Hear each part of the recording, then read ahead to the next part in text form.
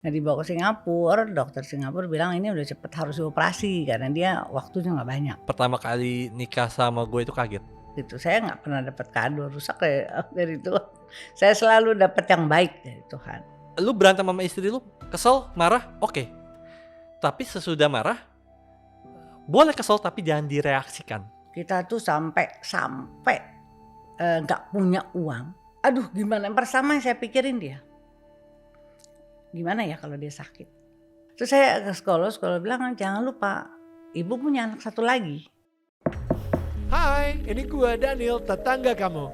Yuk kita mulai. Tetangga spesial kita hari ini, langsung aja. This is Ibiza Ryu.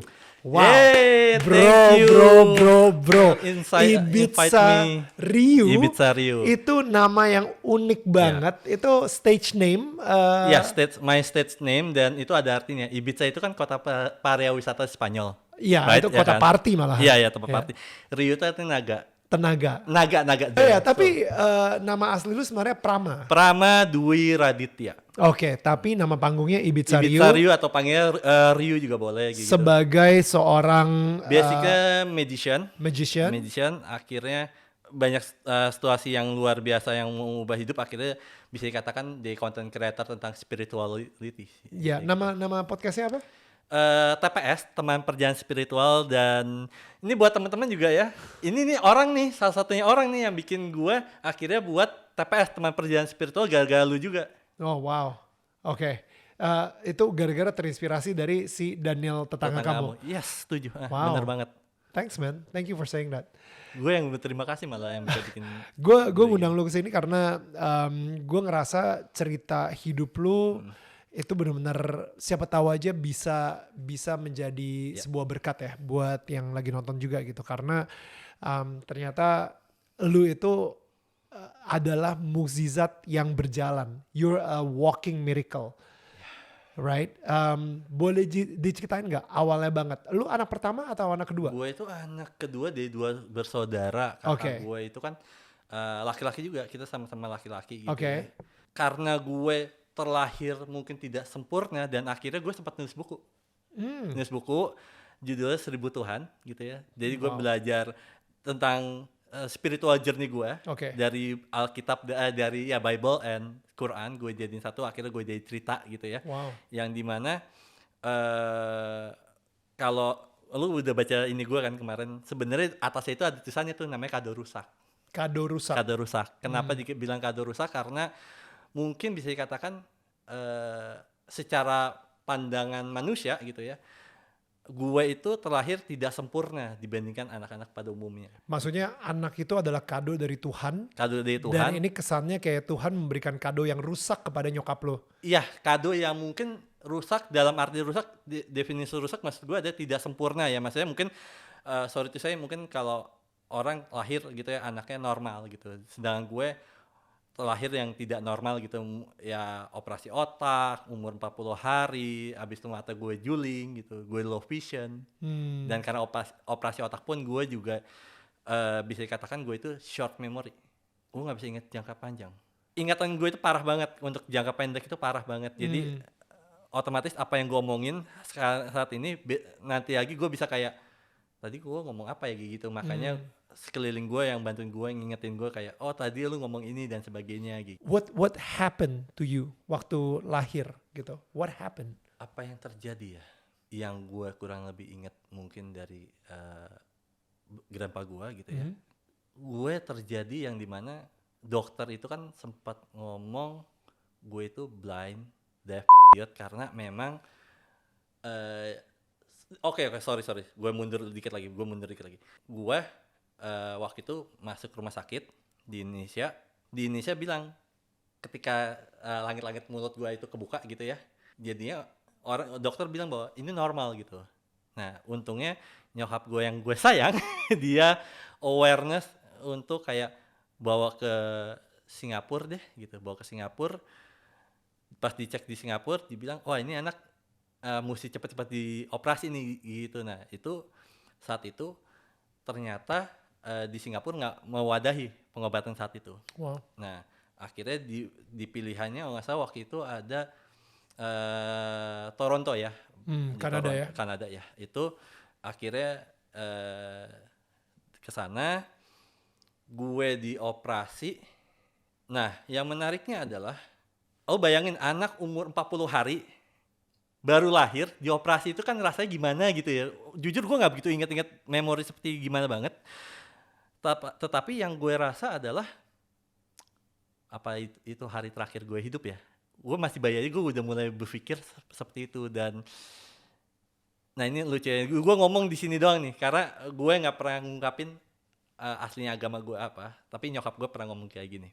Waktu itu kata nyokap gue gini, ngomong sama Tuhan gini, Tuhan, kalau memang anak ini bisa sembuh, panas badan, karena abis dioperasi itu panas badan nggak berhenti-berhenti, dan gue nggak berhenti-berhenti.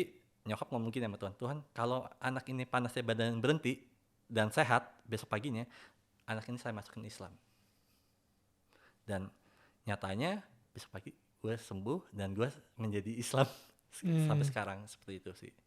By the way, singkat cerita, memang bokap gue Katolik aja sih sebenarnya. Jadi kita mempunyai dua nyokap Islam, bokap Katolik. Kurang lebih seperti itu. Oke. Dan panasnya turun. Panasnya turun. Ya. Lu akhirnya selamat. Nah, akhirnya selamat. Lu tumbuhnya seperti apa tuh? Maksud gue sekarang aja kan gue ngeliat tuh ada bekas ini ya. Jahitan. Iya, jahitan masih ada gitu di situ. Itu dioperasi otaknya pas Jadi lu umur 40 hari. Umur 40 hari. Oke.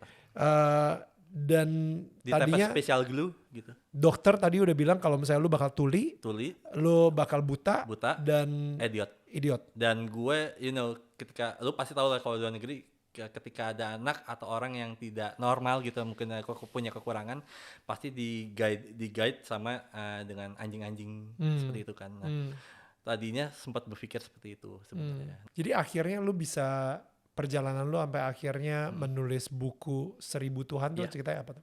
Ini gue cerita dari kelas 3 SD ya. Dari kelas 3 SD sampai pertengahan 2019 gue itu ateis. Bayang kelas 3 SD masih kecil gue ateis. Karena? Sekolah.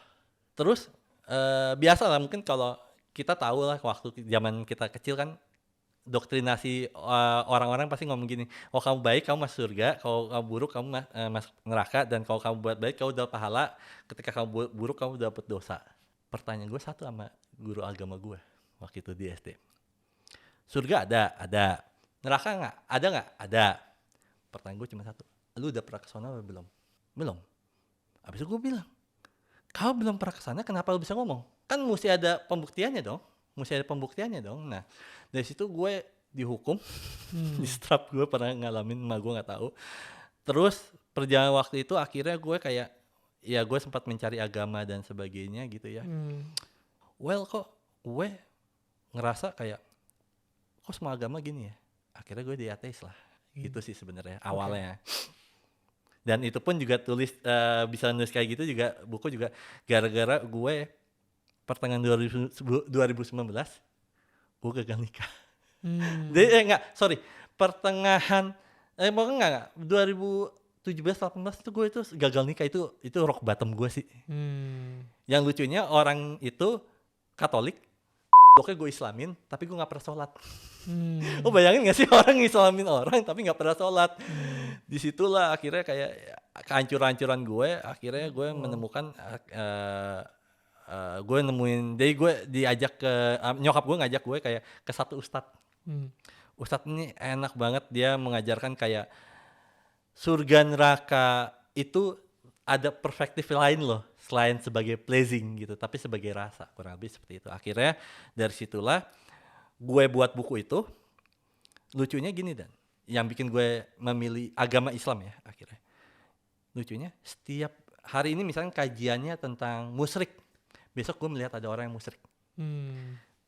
Besok misalnya kajiannya surga neraka, besoknya gue melihat dalam tanda petik perumpamannya lihat orang lagi ada di surga dan di neraka. Jadi setiap kajian itu gue tunjukin terus besoknya, dialamin terus. Nah ketika dialamin terus, gue mulai menyadari nih kayak, jangan-jangan ini kali ya message Tuhan bahwa agama ini yang gue mesti peluk. Nah akhirnya sampai sekarang buatlah buku itu. Untuk lu menjadi seorang ateis, gue rasa it's em, apa ya, normal. Kalau misalnya lo memilih untuk menjadi seorang ateis dengan kondisi yang lo punya sekarang, dengan segala kekurangan mungkin yang dari lahir pun, ketika lahir pun udah banyak kekurangannya gitu. Kenapa lo tetap memilih untuk mencintai Tuhan atau bahkan memilih sebuah agama supaya lo bisa merasakan cinta Tuhan? Maksudnya mungkin pertanyaan gue yang lebih deepnya lagi adalah kenapa Tuhan mengizinkan ini semua terjadi sama lo? Gue percaya ya, kita diciptakan sama Tuhan untuk belajar kok, nggak lebih nggak kurang. Belajar cara mengenal Dia, belajar mengenal Dia, belajar untuk bagaimana cara kita berjumpa dengan Dia gitu ya. Nah, untuk mengenal Dia dan berjumpa dengan Dia, kita Tuhan memberikan sistem yang namanya adalah kehancuran. Sistem yang dimana buat gue dihancurin dulu, dibuat lebur dulu untuk gue bisa mengenal Dia. Karena nggak ada istilah buat gue ya, ketika lu mengenal Tuhan dengan kondisi happy itu nggak ada, pasti lu ngalamin kehancuran dulu. Nah, ketika gue menyadari gue mesti hancur untuk mengenal Tuhan, akhirnya gue percaya bahwa oh, Tuhan tuh ada gitu. Dan gue percaya keajaiban Tuhan tuh selalu ada dalam hidup gue sih. Contohnya ya gue bisa hidup sampai sekarang dengan apa ya, mungkin masalah hidup gue, dengan kekurangan hidup gue gitu juga ya, karena gue percaya bahwa Tuhan tuh lagi sedang mengajarkan gue untuk mengenal Dia. Gue pengen ngobrol sama nyokap lu. Ayo, Gue pengen tahu banget. Siap. Di sini ada Tante Dini. Ya. Langsung aja kita undang Tante Dini. Yeay, main. Jadi sekarang udah ada Tante Gardenia atau Tante Dini. Lebih enak dipanggilnya Dini aja kan? Panggil Dini aja. Ya. Jadi sekarang saya pengen lebih go deeper nih. Kayak apa yang terjadi Tante, kayak waktu ini berarti anak kedua kan? Berarti anak pertama kakaknya dari Prama aman-aman aja. Aman-aman. Tapi Pramanya ketika lahir beda umurnya berapa tahun? 4 tahun. 4 tahun, oke. Dan ketika lahir, Tante ngerasa kalau misalnya ini ada sesuatu yang tidak normal dengan bayinya, Prama gitu. Prama sendiri artinya apa sih? Kenapa dikasih nama Prama awalnya? Waktu itu karena ayah saja yang senang pakai nama Prama, jadi kita ikutin aja. Oh gitu. Nggak ada Karena, artinya. karena mungkin saya anak perempuan, satu-satunya perempuan dari 4 bersaudara. Oke. Jadi ayah saya bilang kalau misalnya ntar anaknya lahir, papa yang kasih nama, oke. Gitu. Yang kakaknya juga namanya Prima, yang ini Prama. Jadi, Gitu. jadi kayak anak kembar. Iya. Tapi kalau yang Prima juga dikasih sama kakek juga. Gitu. Iya. Oh, oke. Nah, jadi tadi kan Prama ceritanya itu nggak terlalu detail gitu ya. Oke. Tapi mungkin dari Tante sendiri bisa. Ya. Jadi pertama itu saya biasa, nggak ada keluhan apa-apa, di USG juga Lahiran, oke ya. gitu. Terus lahir Prama itu dokternya bilang ini ada cleft lips, dia bilang gitu. Apa? Cleft lips. Jadi ada kayak oke. kayak sumbing ya. Sumbing ya, iya. Terus hanya itu, terus gitu ternyata di periksa kok sampai ke dinding atas. Ya. Dan itu kelihatan cairan otaknya dia gitu. Di dinding atas ya? Kok bisa ngeliat ada cairan otaknya? Ya, kalau dia nganga gitu kelihatan kan itu kebolong. Jadi juga bukan klep di sini tapi di langit-langit itu. Oke. Nah, terus kita bilang ini gak normal, tapi di sini bilang it's okay katanya dokternya gitu. Saya di Pondok Indah. Tapi ya nggak, dokter itu kan bisa benar bisa salah, itu saya bawa dia ke Singapura.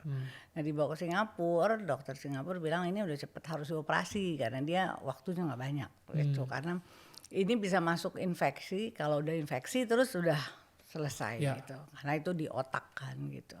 Karena dia juga minum juga agak susah karena ada masalah sama ini. Dan kita bawa, dokternya bilang ada 3 negara yang sudah melakukan ini banyak. Itu di Toronto, Jerman sama Tokyo. Tapi karena saya pikir soal bahasa ya, saya nggak bisa Jerman, nggak bisa Jepang. Padahal nanti kalau kita nanti berhubungan sama si suster kan pakai bahasa, suster bahasa Inggris gimana gitu kan. Dia bilang udah di Amerika aja, di Toronto, Kanada. Nah kita bawa ke sana, terus kita bawa dan dia langsung masuk di rumah sakit. Masuk di rumah sakit, terus langsung di karantina. Kalau di sana kan orang dari luar harus di karantina. Jadi dia takut ada penyakit apa di karantina, dan kita nunggu dia sampai 3 kilo baru bisa dioperasi. Karena itu 3 kilo itu waktu itu dia lahir 27. Nah begitunya dia susah makan kan turun. Nah itu sampai 2,5 gitu. Jadi kita harus tunggu dulu sampai dia 3 kilo. 3 kilo di 40 hari itu berarti? Iya. Wow. Jadi terus akhirnya dokternya bilang kita tunggu dulu sampai itu. Akhirnya sampai lahirnya berapa hari ya? Kita cepet kok itu. Terus 10 hari kemana dia udah 3,8 berapa operasi aja. Karena ini nggak bisa nunggu lama dokter.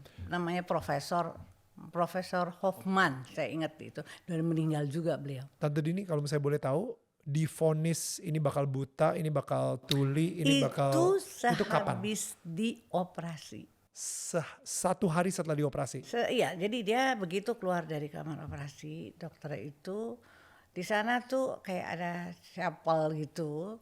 Dokternya nggak langsung nemuin saya habis operasi itu 7 jam kalau nggak salah ya, 7-8 jam. Terus dia ke chapel itu berdoa, baru dia samperin orang tuanya. Dia berdoa dulu? Ya, dia berdoa dulu. Kalau saya ngeliat dokter berdoa itu rasanya deg-degan banget. Iya, saya juga gitu. Dan menunggunya dia juga udah setengah mati. Terus katanya dokternya ini kita kasih tahu udah mulai sekarang anak ini ya dia berhasil lah operasinya, tapi dia tuh nggak bisa ngomong, udah pasti nggak bisa, bisu, tuli, buta, nggak bisa jalan, pokoknya komplit ya ngomong gitu. Terus gitu, oke, saya masih berpendapat gini, masih selain dokter masih ada Tuhan. Wow. Ya kan, Tuhan yang semua, saya yakin Tuhan tidak akan pernah kasih makhluknya yang, maksudnya kita tuh dikasih yang jelek, nggak mungkin. Bilang itu semua kalau bilang dia betul karena Tuhan dikasih karena lu gini enggak. Dia kasih untuk kita perbaiki, gimana caranya memperbaikinya. Itu butuh saya tinggal di Amerika waktu itu sampai 3 tahun karena dia harus selesai dulu pengobatannya, balik ke Jakarta. Nah terus di Jakarta itu kebetulan dia bilang lihat semut itu, dia coba ambil gitu. Udah berapa umurnya berapa bulan dia, 6 bulan kalau nggak salah gitu ya, dia kayak mau lihat barang gitu, terus dia pengen ambil gitu. Itu dokternya belum percaya. Begitu saya balik, dia nggak percaya lah, ini pasti buta. Soalnya dia kalau kita taruh di matahari pupilnya tuh nggak ngerti sih lu kalau gitu. orang Kayak manusia biasa kan pupil di dalam tuh pasti dia enggak. Jadi dia bilang nggak mungkin, ini udah pasti ini kamu harus punya anjing ini untuk bantuin dia gitu. Terus saya pulang ke Jakarta, terus saya juga saya nggak percaya sama pengobatan herbal istilahnya dukun atau apa. Jadi saya percaya ya saya berobat ke orang pintar. Orang pintar tuh kan harus dokter, Profesor, orang yang belajar, menurut saya gitu. Yeah. Jadi kalau ada orang bilang bawa ke sana deh, itu nanti dipegang gini nanti sembuh, saya nggak percaya deh. Saya bilang enggak, saya tetap bukan dokter. Terus dia berobat di itu dan ini anak aktif sekali dan bandel banget. Dimana saya agak susah sebenarnya karena saya single parents waktu itu. Jadi saya juga agak susah sebenarnya susah banget deh. Sampai saya tuh aduh gimana lagi ya gitu. Saya terus segitu ya? Terus dia itu di Jakarta. Jadi kita tetap biarpun kita ke Indonesia tapi kita tetap 3 bulan sekali karena obat. Dia tuh harus disuntik. Growth hormone namanya. Jadi dia tuh umur 3 tahun kayak umur setahun, badannya kecil banget. Nah kita pikir dia bilang growth hormone, disuntiklah si growth hormone itu sampai Waktu itu masih mahal dan masih adanya cuman di Amerika, tidak ada di sini. Jadi kita harus ke sana ngambil obat, terus balik lagi ke sini. Padahal adik saya tinggal di sana. Terus dia bolak-balik gitu sampai dia akhirnya saya bilang, dia umur berapa? Dokternya bilang dia agak harus stop. Growth Soalnya hormone. udah ya karena dia juga udah besar kan gitu. Tapi belum tentu besar itu dia sehat kan gitu. Jadi tetap agak sakit, sering sakit lah gitu ya, sakit ini sedikit kena, ini sedikit sakit gitu anaknya gitu. Tapi Tante Dini, saya penasaran sih. Tadi Prama juga sempat bilang bahwa ini sepertinya kado rusak Iya. yang diberikan dari Tuhan untuk keluarga Tante gitu. Tante pernah menganggap Prama ini kado rusak? Enggak pernah saya Sebenarnya itu dari kasih buku gue. dia Gue yang dia tulis judul sendiri. sini chapter Saya juga ya, bilang sebenarnya. kenapa kado rusak gitu. Saya nggak pernah dapat kado rusak dari Tuhan. Saya selalu dapat yang baik dari Tuhan. Karena saya anggap itu Tuhan pasti baik sama saya. Tetap itu sebuah kado yang sempurna untuk Ya, Tante. sama saya. Dan itu ngurusin dia dengan saya tidak pakai suster, tidak pakai apapun.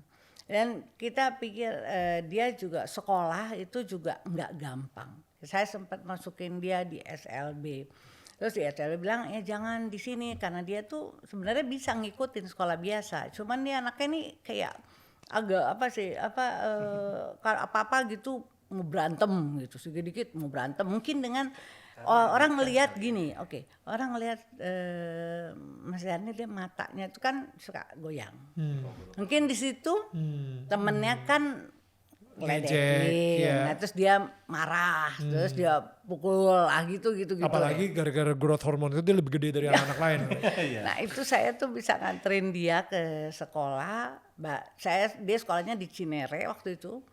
Di Cinere saya di Radu Dalam. Jadi begitu sampai di sekolah udah aman, saya bilang udah turun udah segala macam. Saya baru sampai rumah ditelepon sama gurunya kalau dia berantem. Jadi saya balik lagi ya ke sekolah karena nggak bisa Jadi lama-lama saya masukin di homeschooling. Saya pikir udah ada homeschooling yang terbaik lah mungkin. Cuman dia itu saya cuman ajarkan dia. Saya percaya orang tuh tidak perlu pintar, cakep, tapi harus punya attitude. Jadi dia tuh kalau mau soal pintar susah, dia udah keadaan kayak gitu. Soal dia cakep udah nggak cakep. Ya, tapi dia aja terus attitude. Attitude itu buat dia harus ngomong sama orang begini. Kan anak ini kayak hiperaktif juga gitu tadinya. Nggak bisa diem gitu. Tapi saya keras gitu. Tetap dia harus ikutin apa yang saya ini. Tapi dengan kemajuan saya juga dengan matanya ini Mas Anil. Matanya ini yang paling rawan ya. Saya tuh coba udah ke Belanda juga, coba ke Belanda, Jepang, kemana dia? Ya di Amerika udah pasti dia bilang nggak ada yang bisa ngasih obat. Matanya tetap dia dokter sana bilang dia buta gimana? Tapi dia bisa lihat. Saya juga bingung gitu loh. Nah kok ada satu waktu saya tuh ketemu orang di jalan gitu. Bu, dia bilang, ibu anaknya ada masalah yang sama matanya katanya. Oh iya, saya bilang itu, saya nggak marah. Saya bilang, oh iya, Bu, oh coba deh ke dokter ini gitu. Ke dokter ini, terus nanti dia diperiksa, saya ke sana. Dia bilang, dokternya lumayan oke, dan dia juga dulu lulusan di Amerika juga. Terus dia bilang oh ada nih kacamatanya kayak gitu kacamatanya, tapi bukannya tetap dia hanya low vision, dia bilang itu dia tidak bisa lihat, tapi paling enggak kan bisa lihat tulisan. Sekolah tuh harus lihat tulisan, harus lihat itu agak sulit kan. Terus saya bilang kapan dia bisa baca kalau dia nggak bisa itu. Ternyata itu bisa. Dan dia juga ya sekarang sudah canggih, ada HP, ada apa segala macam dia bisa lihat. Tapi tetap kita concern about his health gitu. Jadi dia tuh ada jantungnya yang selalu berdebar-debar. Itu saya bawa ke dokter jantung, dikasih obat jantung. Itu yang terakhir kali ya, yang kemarin ya sempat dicek. Terus seperti kayak dia harus suntik 3 bulan sekali, suntik tekstoteron itu untuk tulangnya. Kalau tuh nggak itu tuh dia kayak lemes gitu, badannya lemes semuanya. Terus dia harus minum thyroid tiap sampai the rest of his life gitu. Jadi dia tergantung sekali sama obat-obatan. Banyak mungkin orang tua yang udah menyerah ya, kayak ngelihat anaknya tidak sempurna seperti ini, mungkin bahkan ada yang malu. Iya. Mendingan di rumah aja deh, gak usah dibawa keluar gitu. Itu betul banget. Tapi tadi tante, saya perhatiin ketika ada tante lagi bawa jalan-jalan, justru ada orang yang ngeliat dan malah memberikan rekomendasi dokter. Itu. Padahal kalau banyak orang tua ketika anaknya bermasalah itu ditaruh di rumah aja. Iya. Ya kan? Kenapa bisa tante nggak malu gitu dengan Karena dengan saya trauma? pikir ini pemberian Tuhan, kenapa kita harus malu? Come on. Saya yakin kalau kita nggak malu, nggak apa, Tuhan tuh pasti bantu. Ya mau dengan kita berdoa dengan agama apapun, saya pikir itu semua baik. Ya Tuhan nggak ada, Tuhan bilang saya kasih kamu yang ini jahat ini gitu, nggak ada. Baik, semua baik.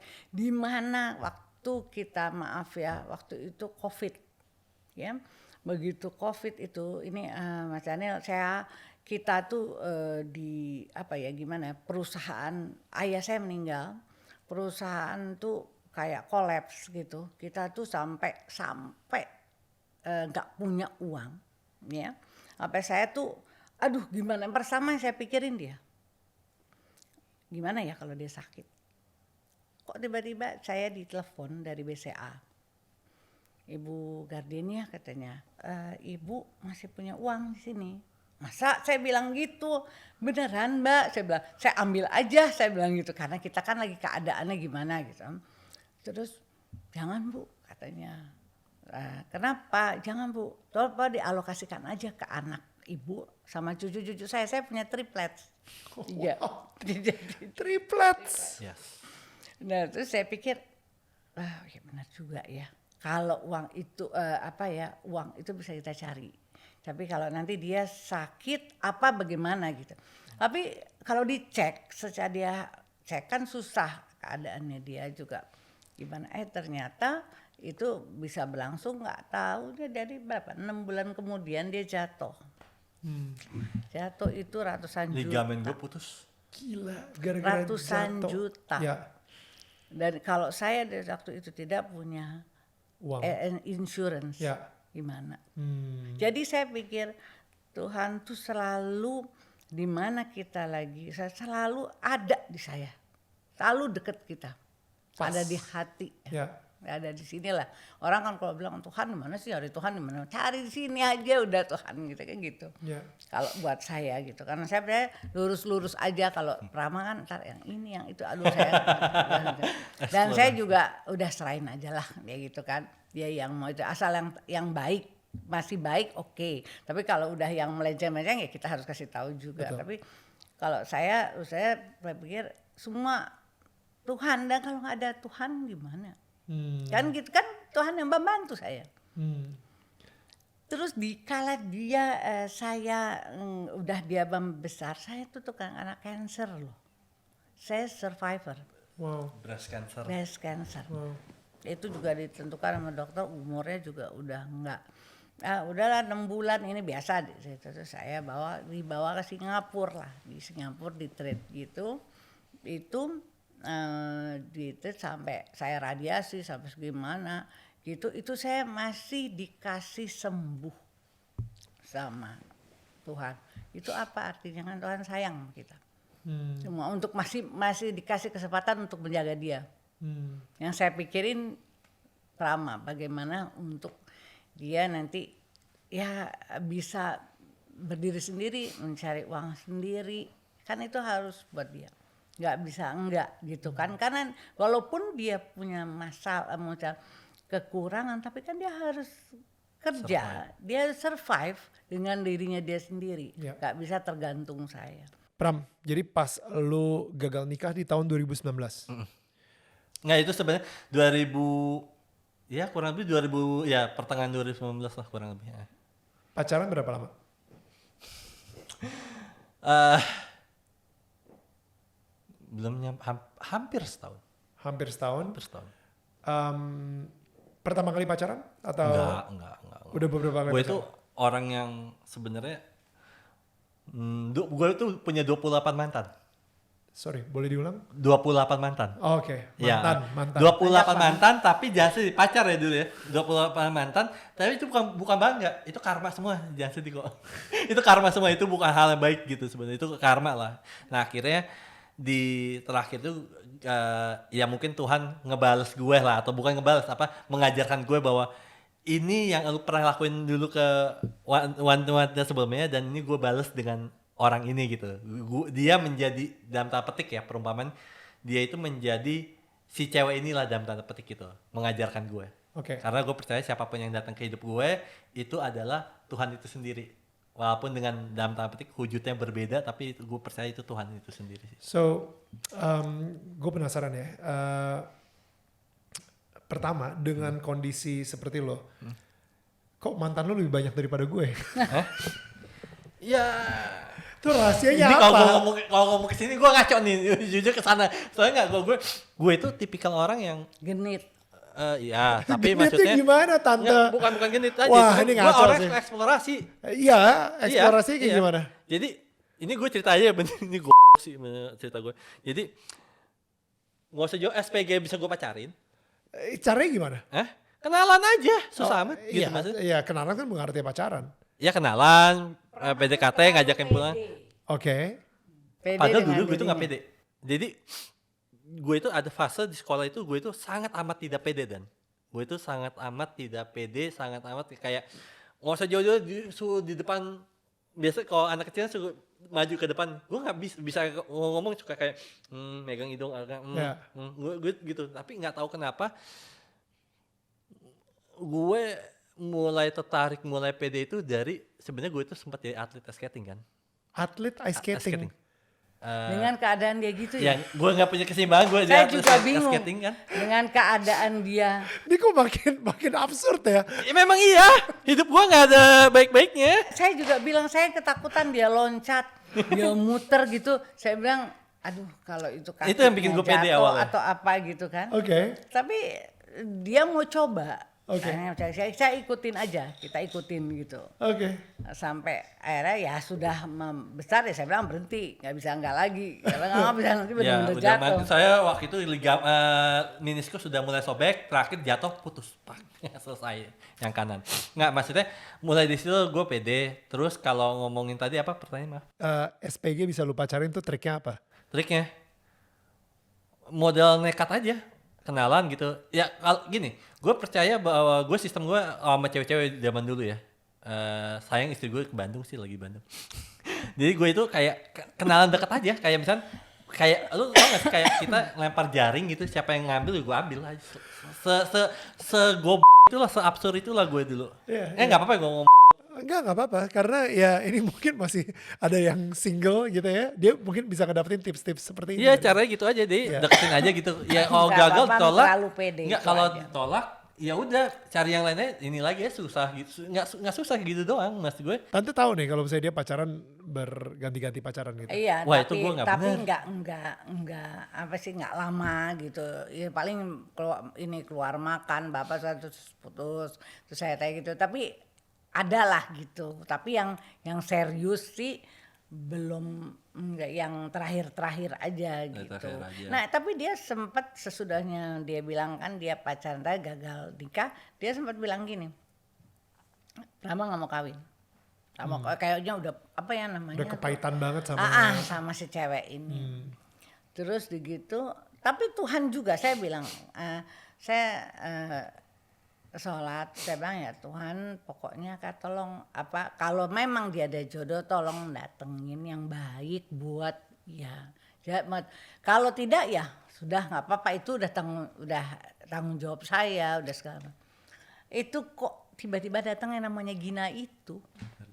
Itu bagaimana itu cara? ada cerita. Silakan. Jadi gini, baik lagi gue suka nama ekspresi tentang spiritual, gue ekspresi tentang Tuhan gitu maksudnya. Gue ngerasa gini, ketika gue berdoa sama Tuhan apa, kok nggak dikabulin ya? Akhirnya gue, singkat cerita gue akhirnya buat judul chapter di buku gue namanya Doa 24 Jam. Doa 24 jam. 24 jam. Maksudnya apa? Doa 24 jam itu adalah doa yang udah pasti 100% dijabah. Oke. Udah nggak mungkin nggak dijabah. Really? Serius. Nggak usah jauh-jauh. Ya Tuhan berikan saya kesabaran. Besoknya lu ketemu dapat orang yang nyebelin. Besoknya gimana? Untuk melatih kesabaran lo. Ya berarti apa yang lu mau kan dijabah. Ya. Tuhan berikan saya keimanan yang kuat, besok dapat masalah. Berikanlah saya istri. Bukan itu doanya, beda. Doanya apa? Ya Tuhan, iman gue udah kuat nih, udah sombong kan, kita sama Tuhan sombong. Iman gue udah kuat, ngasih gue one time menguji keimanan gue. Nggak lama dia DM gue di Instagram. Dan BTW Gina itu adalah mantan gue yang ketiga kali ya. Ini pengen gue tampar nih anak. Tampar aja. Saya juga udah kadang-kadang gemes. Itu mantan itu gue. Enggak gampang menurut dia loh. Iya, tadinya kayak wah gila Prama dengan banyak apa di sini dengan kondisi seperti ini gue kayak merasa iba hati gitu ya. Aduh, jadi agak congkak barusan ya. Dia luar biasa apa ya, kalau bisa makanya nggak gampang. Kayak kita tuh kayak banteng, dia tuh loncat sana loncat sini, gimana kita tuh berjuang untuk dia gitu sampai saya sendiri kena cancer gitu. Jadi saya tuh waktu kena cancer, tapi anak-anak saya kebetulan yang besar juga sayang sama ibunya. Dan dia juga sudah berubah kan, mulai dewasa, mulai berubah. Dia sayang sama orang tua. Dia juga dia juga saya ajarin cuman karena saya ajarin dia matematika ntar nggak bisa. Saya ajarin apa yang saya bisa nggak. Cuman diajarin attitude aja. Gimana terhadap orang, terhadap gimana caranya berterima kasih sama Tuhan juga. Itu udah luar biasa. Cuman attitude yang saya ajarin, tapi dia luar biasa di atas itu. Seperti kayak kayak orang pernah ada temennya bilang gini, soal pinjol itu temennya pinjam uang, pinjam dong punya lo Pram katanya. Terus dia bilang katanya enggak. Jadi dia jawab, kenapa? Katanya, enggak, ntar lu nggak bayar, gitu kan? Terus gue bilang, banyak orang nggak bayar nggak apa-apa kok. Nah terus dia bilang lagi, kalau lu lu matiin usaha, dia kan kasihan, ya. Jangan dimatiin usaha. Sebenarnya, matiin usaha orang, berarti lu juga nanti akan mati usaha lu. Itu terlintas dari seorang Prama yang otaknya saya rasa di otak-atik gitu. Kadang-kadang saya menangkap dia aja susah gitu. Tapi dia ngomong gitu sama temennya itu. Karena untuk seseorang yang udah dengan operasi otak gitu. Iya, itu aja. Karena sekarang kan banyak juga orang yang nggak bayar pinjol itu nggak punya otak, rasanya kayak gitu. Karena buat gua ini loh, pinjol pun juga itu kan usaha mereka. Gitu. Ya lu jangan ngerugiin usaha mereka juga, walaupun sebenarnya ditanya usaha baik nggak baik juga sebenarnya, tapi lu sebagai human lu mesti tanggung jawab berbuat baik gitu maksudnya. Makanya gue punya pola pikir kayak gini, gue selalu membedakan mana manusia mana orang. Apa bedanya? Oke. Orang adalah dia belum menjadi manusia, dia masih memakai ego, dia masih memakai kayak binatang insting gitu ya. Mereka masih insting aja dan sebagainya. Jadi mereka tidak memikirkan dampaknya, mereka tidak memikirkan tabur tuai, dan mereka tidak memikirkan sebagai makhluk yang baik itu seperti apa. Nah, ketika lu menjadi manusia, lu menyadari bahwa fungsi lu ini adalah dalam tanda petik perpanjangan tangan Tuhan gitu loh. Ya, ketika lu jadi perpanjangan tangan Tuhan, ya lu juga mesti bisa menghasilkan yang baik juga gitu maksudnya. Ketika memang lu tahu lu minjem, ya lu mesti bayar ke orang itu gitu maksudnya. Jangan karena mentang-mentang pinjol, karena dia ini juga, ya lu nggak bisa kayak gitu. Menurut gue selalu belajar menjadi human being sih, Mas. That's beautiful. Maksud gue, lu dengan udah dioperasi otak seperti ini, tapi lu masih strive untuk menjadi manusia seutuhnya gitu. I think that's beautiful, Pram. Yeah, thank you. Gak semua orang yang bisa, gak tau ya, kayak banyak orang tuh udah dikasih lengkap banget dan mungkin gak Iya, seperti itu. Iya. Prama gitu ya. Tapi kok mereka gak bisa masuk ke tahap manusia gitu. Mereka masih stuck di tahap orang aja. Orang aja. Karena Iya. dia masih mengenal, kalau buat gue ya, masih mengenal Tuhan dari konteks agama, dari paradigma. Sedangkan gue mengenal Tuhan secara langsung. Maksudnya gue mengenal Tuhan memang dari experience gue, bukan dari bukan dari pemberian orang tua gue, doktrin orang tua gue. Jadi gue mengenal Tuhan dari gue sendiri. Itu yang gue pelajarin, makanya gue bisa Iya, menjadi sekarang. tapi untuk menjalanin itu kan udah satu miracle buat dia gitu. Jadi dikasih Tuhan nih sekarang udah ini terus gak tahu bagaimana Tuhan caranya ini. Tring kali kalau ada itu ya. Ada perinya dikit, gitu, tring. Ada perinya tring gitu. Lalu beneran Iya, deh dikit gitu kan gitu. Jadi saya pikir itu luar biasa gitu. Karena saya dulu bilang dia udah nggak bisa ngapa-ngapain. Udah begitu ngeliatnya juga. Ya ampun anak ini mau jadi apa ya? Saya bagaimana ngurusnya? Bagaimana bisa nggak jadi orang? Tapi satu ada temannya ayah saya bilang gini. Ini mungkin ya buat semua bener-bener ya. Dia bilang gini.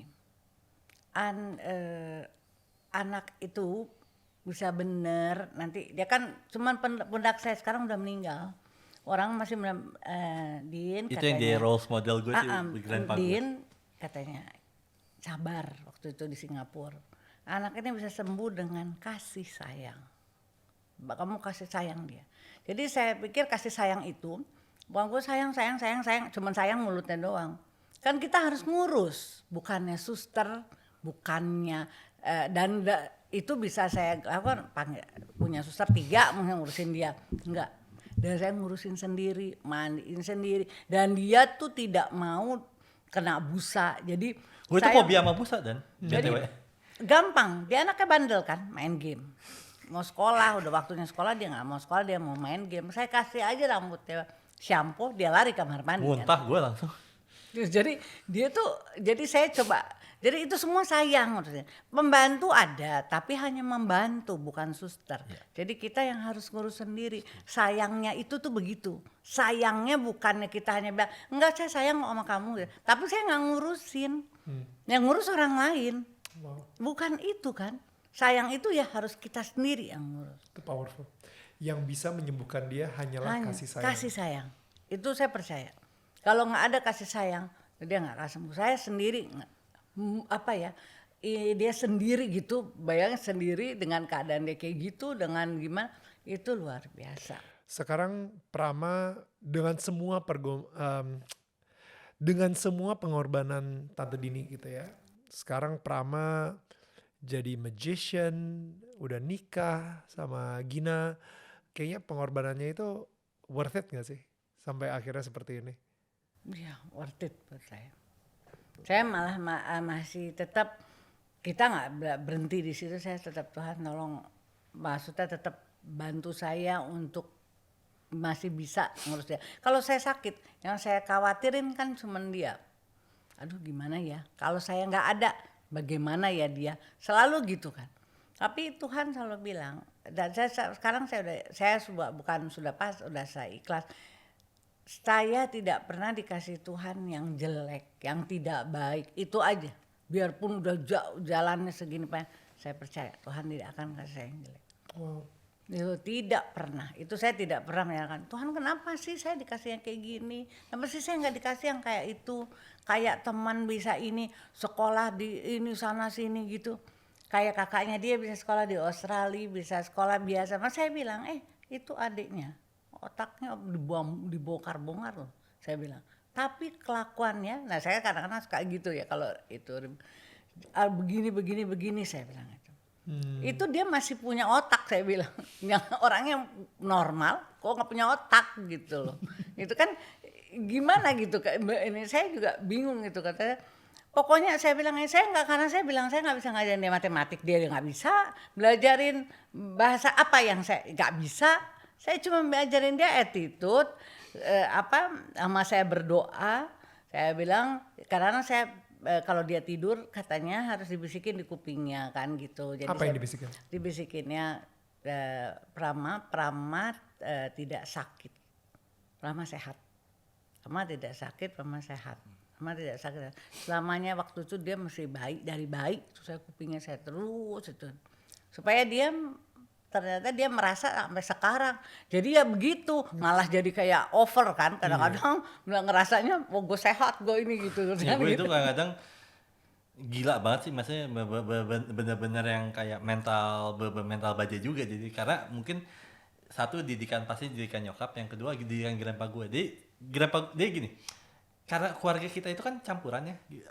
Grandma gue itu dulu juga Kristen, Katolik juga. Ya Katolik juga, cuman tapi bukan itu, maksudnya adalah campuran, dia ada campuran Thailandnya, Belandanya, memang ada Indonesianya gitu, makanya model mukanya begini gitu. Jadi nggak kayak Indonesia banget. Nah, almarhum grandpa gue itu Madura totok.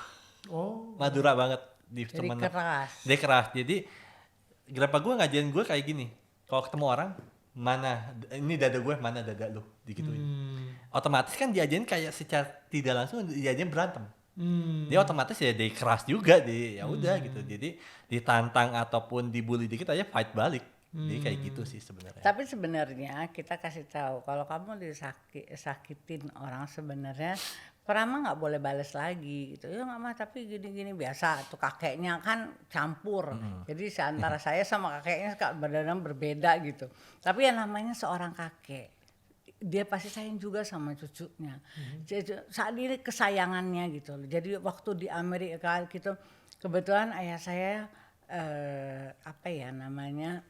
konsultan Boeing di Indonesia. Jadinya di sana, jadi di sana juga kita dibantu sama teman-temannya. Jadi saya juga pikir ya sudahlah, kadang-kadang ada Maduranya ya susah juga kan. Saya mau campur, tapi saya bilang kalau orang nyakitin orang jangan disakitin balik, biarin aja, didoain aja, saya bilang gitu. Jangan tetap saya sampai sekarang juga kita bisa ada masalah gitu sama orang, ya kita doain kan yang baik. Ya mudah-mudahan orang itu sadar, itu aja. Tapi sakitnya di sini udah kayak nah gitu kan gitu. Karena ajari dia jangan sampai dendam. Dendam itu nggak boleh sama orang. Dengki, iri. Jadi dia pede dengan dia. Saya bilang nggak usah orang bilang, mak, kadang-kadang dia bilang, papa mau operasi. Waktu itu dokter pernah bilang mau operasi nggak? Dia pernah bilang operasi mukanya ya. Siapa? Prama. Karena kan dia nggak ada ini hidungnya. Terus itu. Jadi basically sekarang dokter bisa ngoperasi mukanya Prama. Bisa jadi kayak cowok Korea tapi gitu. Bisa aja, tapi nanti susah, nanti nggak kenal, nggak boleh masuk sini. Lebih repot lagi. Yang bingungnya nanti maunya kalau gini, mukanya saya mau kayak punya Daniel. muka anaknya beda, bapaknya mana? Saya mau Itu yang kayak lebih Daniel takutin. Mananta gitu, gimana? Nah pokoknya gimana, fotonya kayak gini nih saya maunya gitu. Nanti pas anaknya mukanya beda kan bingung, ini bapaknya mana nih? Jadi kesannya beda. Emang kakak sama adik ini ya saya tahu lah ya, karena Prama sakit ini. Jadi emang beda mukanya. Tapi tingginya apa tuh lebih tinggi kakaknya sedikit. Tapi ya jadi dia harus operasi gitu segala macam. Terus saya bilang nanti aja kalau udah agak besar. Tapi saya sekarang nanya, Pram mau operasi nggak usah lah. Pram juga mau operasi, orang udah punya Kalau istri. di Jaban ini gue mau masalahnya. Kalau gue mau, ayo aja gitu maksudnya. Maksudnya sekarang masih mau? Masih oke aja, kalau gue nggak masalah. Kalau ada yang endorse gitu ya? Boleh, itu lebih penting lagi. Ayo dong ada yang endorse gue dong gitu maksudnya. Di ZR Production gitu, TPS. Di Korea ya, di Korea biar kayak Daniel Mananta. Jangan lupa kayak itu. anggota BTS lah mendadak tiba-tiba. Tapi Pram, Bingung anaknya nanti gimana? tapi Pram sampai hari ini mungkin masih ada orang kalau misalnya ngelihat lo mungkin masih risih gitu. Kayak ini orang kenapa nih atau apa kayak gitu nggak? Itu bagaimana lo menghadapinya? Oke, kalau nganggap orang gue risih, mungkin gini kali ya. Lu pun kalau pas pertama kali ketemu gue tadi dan gue nggak ngasih biodata gue kemarin. Betul. Gitu, mungkin lu nganggap gue normal. Setuju nggak? Enggak. Enggak, lu Karena masih ada cacat Ada di. tapi ya lu masih bisa berpikir bahwa itu skin dong? Enggak, atau gimana? Soalnya banyak orang ngatain gue itu skin. Beda kan? Skin, oh maksudnya skin apa ya? Skin, lo tau gak rambut kan suka di Jadi- skin gitu. Oh maksudnya ini, Iya, enggak iya. lah, gue Lu Tahu, tahu. pasti karena tahu. dari mata aja kan udah beda Kelihatan. gitu. Oke. Bagaimana cara lu berarti sama sekali lu nggak ngerasa orang risih ngelihat lu atau orang kayak ngelihat Dulu ada ya? sesuatu yang different? Dulu ya. Oke. Jadi kalau ngomongin dulu, jadi yang mood gue berasa banget itu pas gue SD. Of course. Kenapa gue milih homeschooling? Karena jadi kalau ketemu temen gue itu selalu kayak gini, gue lepas kacamata biar lebih jelas. Kalau ngeliat gue suka, karena mata gue cepet dulu ya. Ya. Dan julingnya nggak cakep dan. Oke. Yang satu ke sana, yang satu kemana gitu. Cepat Kalau dioperasi tengah-tengah enak ya matanya. gitu kelihatan. Ini yang satu ke sana, yang satu kemana. Jadi kalau ngeliat tuh tak gitu kan. Jadi teman gue suka ngatain, kalau ngeliat gue suka gitu. Gitu, nah, ngerti gak sih? Nah, itu yang bikin, wah itu bisa berantem tuh sama gue. Oke. Nah, dari situlah banyak sih yang hal-hal kayak, lu nggak bisa apa-apa, lu nggak bisa Sorry, ini. kalau misalnya Julia kesini pun juga nggak cakep. Iya maksudnya tapi enak loh. Apa bedanya? Julia kesini sama Julia kesini dua-duanya nggak cakep gitu. Hah? Lebih nggak ketahui kelihatan lah. Oh gitu. Kalau Julia ke dalam gitu. Ya maksudnya kalau pakai kacamata pakainya nggak begitu kelihatan, tapi kalau kesana kan lebih kelihatan. Itu juga soalnya cucu saya karena sudah umur 9 tahun. Dia tanya, what happened with Uncle. Uncle Ais sama Grandma, dia tanya gitu. Terus saya terangin gitu. Ya karena anak udah umur segitu pasti akan lihat ada yang aneh. Tapi karena dia sudah terbiasa ngelihat, dan saya terangin macam-macam ini, dia bilang, jadi nggak boleh, kalau papa nggak lihat sesuatu, kamu bantuin gitu, kamu bantu ambilin ini, karena dia tuh misal kacamata saya tahu ambilin kacamata Pak, dia belum tentu bisa. Karena gue lepas kacamata juga kan. Dia bilangnya nyari kacamata orang lepas Belum kacamata. tentu bisa. Ya. Dengan jarak segini aja belum tentu dia bisa. Jadi kalau misalnya dia pergi kemana-mana, kalau ada Gina dia selalu pegang tangannya Gina gitu. Gue suka nabrak orang. Nabrak. Nah, kan kita kalau misal di luar negeri nabrak orang bilang kan langsung marah kan. Marah langsung dia aja Gitu kan, berantem. dia pikir lu apa gitu ngajakin berantem. Itu yang saya takut. Jadi kalau kita di luar negeri dulu saya pegangin terus dia karena kan pasti marah dan akan berantem di situ, waduh repot deh. Ketika Gina DM lo, dia DM apa emangnya? Oke, ketika Gina DM gue adalah Mantan lo yang ketiga ini. oke, dia pertama kali apa kabar? Baik. Mama nyariin kamu tuh gitu. Mamanya Gina nyariin Mamanya Gina ngomong gitu, tapi gue nggak tahu bener atau enggak ya sebenarnya. Ya Oke. udah gue anggap bener aja lah. Ya. Nah, terus gue sempet panik tuh. Oke. Kok doa gue dikabulin nih, gue udah cemas-cemas sendiri kan. Habis itu gue ngobrol sama mentor gue ngomong sama asisten gue dulu kayak, ini gimana nih? Ya lu doanya gitu, gue harus gimana? Gue kabur aja ya. Lu mikirin diri, udah minta sama Tuhan, lu kabur, lu jadi orang, gue digituin. Ya udah gue hadapin deh, gue cobain dan sebagainya, cobain lagi bahasa. Apa gue coba jalanin, terus ya akhirnya Gina pun juga orang yang karena dia Islamnya dia religius banget gitu, jadi kayak apapun aja dia kalau misalnya milih jodoh gitu ya atau apa, dia pakai sholat istihoro, jadi sholat jawaban lagi gitu. Nah itu gue iseng doang, padahal gue cuma bercandain dia, tapi dia nggak serius. Gue bilang lu sholatin gue deh gitu kan, lucunya sholat istihoro. Dan lucunya adalah 4 atau 5 kali sholat pas mimpi ketemunya gue mulu. Wow. Iya, ketemunya gue mulu. Wow. Padahal gue cuma iseng doang, cuma ngarang doang, cuma iseng-isengan doang. Gue. Karena gue saat itu, karena baik lagi gue bilang gue eksperimen dan gue eksplorasi tentang ketuhanan, jadinya gue mau coba kalau hal ini gue taruh ke orang, worst nggak? Ternyata taruh ke Gina, worst, ya udah berarti eksperimen gue berhasil, udah gitu doang sih sebenarnya. Tapi Gina luar biasa jadi istri. Iya, dia luar biasa karena dia pertama kali nikah sama gue itu kaget. Karena gue kalau ketika gue marah gitu ya, abis marah, misal gue marah nih sama orang jebret, mas kamarnya, balik lagi gue bisa kayak, hai apa kabar gitu. Karena kan lu punya short term memory. No, bukan. Karena gue dididik sama nyokap gue bahwa ketika lu marah dan sebagainya, jangan berkelanjutan, jangan lama-lama. Jadi nggak boleh lama-lama. Jadi kalau gue gue juga belajar mindfulness juga dan, jadi gue mempelajari bahwa mana marah sama mana reaksi marah, mana kesal, mana reaksi kesal. lu berantem sama istri lu, kesel, marah, oke. Tapi sesudah marah, boleh kesel tapi jangan direaksikan. Karena kalau direaksikan berarti lu butuh yang namanya visualisasi. Nah ketika visualisasi, mood gue itu yang jadi masalah. Nah makanya ketika gue kesel abis marah sama istri gue gitu-gitu, waktu itu bentak gitu ya. Abis itu balik lagi gue happy lagi, dia nganggep gue perasaan bukannya orang tadi habis marah sama gue, abis itu balik lagi kok bisa ngomong sayang ya gitu awal gitu. Padahal gue nggak lupa gitu. Tapi Gina luar biasa, dia bantu sekali pengobatannya Prama juga kalau obatnya semua yang tugasnya saya sekarang udah diserahkan ke Gina. Jadi Gina semua karena obat, suntiknya dia, semua apapun Gina udah take over. Dan sekarang lagi ada penyakit baru di gue udah lama sih sebenarnya, autoimun gue. Dia ternyata kena autoimun darah, makanya sebenarnya dia divonis juga, tadi saya lupa, divonis umurnya cuma sampai 10 tahun.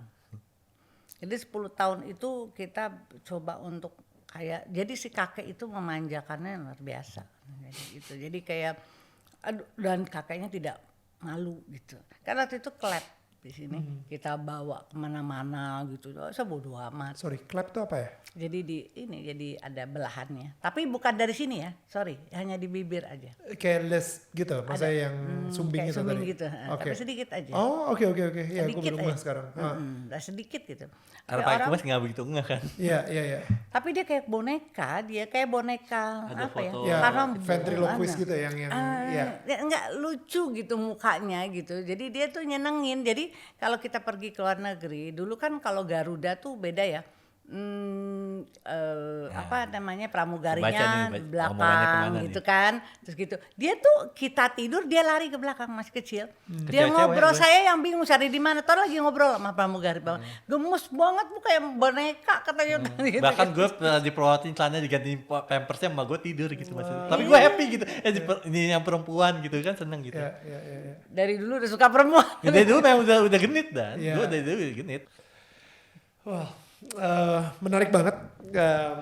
Tapi gue jujur kayak sangat impress ya. I'm very fascinated dari Thank you. dari Tante Dini gitu. Bener-bener kayak perjuangan seorang ibu yang tadi sih yang saya nggak pernah bisa lupain.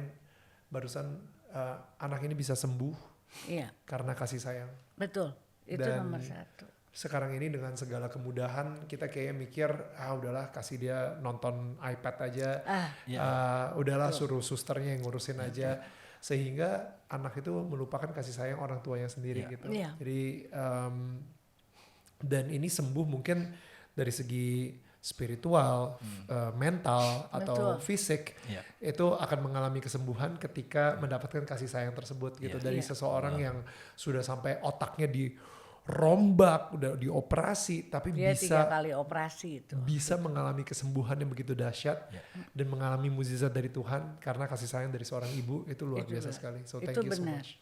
Itu touch yang kita ke anak itu Ya. beda.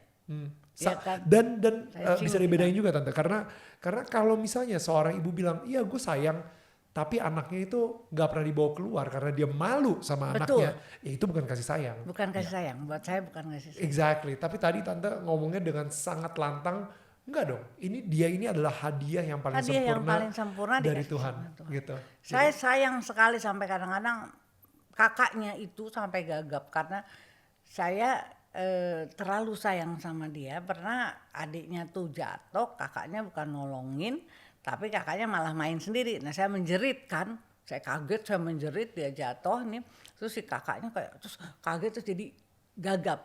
Nah saya juga ternyata ini harus dibenerin juga. Jadi saya tuh punya 2 anak. Saya akhirnya ke psikolog saya sendiri. Karena kan gak gampang ngurus anak. Of course. Ini. Terus saya ke psikolog bilang jangan lupa ibu punya anak 1 lagi. Tapi saya juga sayang, maksudnya bukan saya nggak ngasih dia suster, saya juga yang ngurus gitu. Betul. Dari makannya. Tapi different challenge Apa, juga. nah, tapi karena dia bisa semua mandiri. mandiri, kan dia ini gitu. Tapi kalau begitu dibentak, saya bilang coba ibu kasih anak ini, karena saya nggak pernah ninggalin dia, tinggalin dulu sama nenek kakeknya, ajak si kakak tuh nonton Iya. atau apa gitu, Iya. supaya dia balik lagi. Iya. Nah saya lakukan itu, sembuh kakaknya, nggak Nggak gagap lagi. lagi. Wow, emang benar-benar hanya dari kasih sayang. Dari kasih sayang Ya. itu kan itu juga salah satu ini kan. Thank you banget Tante Dini, thank you banget Prama, thank you. Saya yang thank you juga. Saya sama- seperti biasa selalu ngasih Oh, thank you. Saya thank you banget. Gue seneng Karena banget nih mau- sama ini nih. Gue ngarepin banget. iya, nggak dijual di mana-mana, hanya untuk orang yang duduk di sini. Dah. So thank you, you. Terima kasih sekali lagi Tante. Saya juga. Oh nggak usah dibuka, ini bentuknya seperti ini kok. Oh iya. Ya, jadi nanti di rumahnya dibuka. Ya. Kenang-kenangan. So again mudah-mudahan cerita tetangga kita hari ini itu bisa menginspirasi kalian dan memberikan harapan juga khususnya kepada orang tua yang mungkin saat ini juga menghadapi masalah yang sama, dan mudah-mudahan apa yang kita bisa pelajarin dari cerita Tante Dini tadi bahwa kasih sayang orang tua suatu saat bisa menyembuhkan anaknya sampai akhirnya anaknya agak-agak apa ya, over congkak kayak jadinya ya. Over kasih sayang ini, over terlalu sehat gitu kan. Over confident banget. Padahal sampai- nggak gitu loh. padahal sampai akhirnya bisa bikin podcast sendiri, dan habis itu bisa ngeluarin buku juga, dan jadi magician dan lain-lain gitu, dan mempunyai hubungan spiritual dengan Tuhan yang begitu kuat juga. So thank you sekali lagi buat Tante Dini dan juga Sama-sama. Prama. Thank you. Kita dari- Thank you buat kita semua dari- tetangga kita yang thank udah you. nonton. Kita ketemu lagi minggu depan sama tetangga yang tidak kalah hebatnya dan tidak kalah spesialnya. Tetangga saling menyangga bukan menyanggah. Bye guys.